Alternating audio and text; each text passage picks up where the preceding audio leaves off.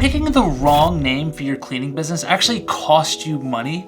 Well, the answer is absolutely. I'm gonna tell you why that is the case, but more importantly, I'm gonna give you some practical ways that you could actually pick a correct name, a name that will attract the type of clients that you want. Hey, Mike Mack here, founder of AutomatedCleaningBusiness.com, back with another video. And today we're talking about dynamite names for your cleaning company that is going to make you unforgettable to your market. See, when most people pick a name for their business, what do? We tend to want to name it after ourselves, right? Like give the company my last name because it's our family name and we're proud of it. Or maybe take our children's initials and put that as our company, like, J and S Cleaning. And, it's very noble, but I hate to be the bearer of bad news. Nobody cares.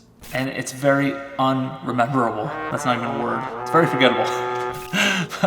But seriously, that's a mistake I made early on. I named my first cleaning business after mine and Jess's last name because at the time we weren't married. We just kind of got together, so we kind of took our last names, mushed them together, and then we went out there. But you know what? Nobody remembered us. We would put business cards out there. We would try to build strategic partnerships locally, and it would always be like, what's your name? Mac. You don't want that. That is the opposite of what you want, okay? So if you'd like to avoid that same mistake that I made in the beginning and so many people make with their cleaning businesses, then I need you to get your pen and paper out right now because we are going to start this workshop right this second. All right, brass tacks. Let's get to it. Step one for picking your cleaning business name is keep it short. Why do we keep it short? Well, because we want people to remember it, right? It should be easy to roll off the tongue. It should be something simple, and it should be exactly what you are. A mistake I see often is people will mush a bunch of words together to make this name that sounds prestigious. They'll say, Elite Pro Max Super Duper Clean. I'm exaggerating, but you're just pushing a bunch of words together that is too much to remember, and because of it, they won't remember it, okay? Instead of doing something like that, you can maybe take one of those words and let's call it something like Elite Clean. Take two words, put it together, make sure clean is the second word. That way people know exactly what you do. Now, I wouldn't go with Elite Clean because that's pretty typical and pretty common, but if you want to go that route, that is where I'd go. Or if you want to go Elite Pro Clean or Pro Elite, again, these are kind of boring. You can do so much better than that, but right there, use that as a template for picking your name. So right now, I want you to write a couple name ideas down. Don't worry, don't be overcritical. The next step should help you and you should have a name picked out by the end of this video. All right, step two for picking a memorable name. You want to pick a name that's going to be something that people will not miss. Offices in that area, they need to hear the name and they need to say that rings a bell or that's interesting. Something I always say is kind of low-hanging fruit is figure out if your town or city has a nickname, which a lot of them do, and that's an easy one, right? Let's say you're in Atlanta, Georgia somewhere, and let's say the town nickname is something like Hat City because something about hats 300 years ago. Perfect. That would be a good start. You could do Hat City Commercial Cleaning, right? Or you could do Hat City Cleaning. These things right off the top are going to, when someone reads it, they'll understand it, they'll know you're local, and it will hit for them. There are other ways you can go about that, but let's say you find the city nickname and you're like, all right, I really don't like this one. That's fine. You can play on that. You use different examples to say the same thing, so to speak. If it's not Hat City, it could be Hat Town. That's stupid. But I'm just saying things like that. Get the creative juices flowing in your brain. Write down a bunch of names. Right now, I want you to write down at least 3 more names, okay? Now let's get to step 3.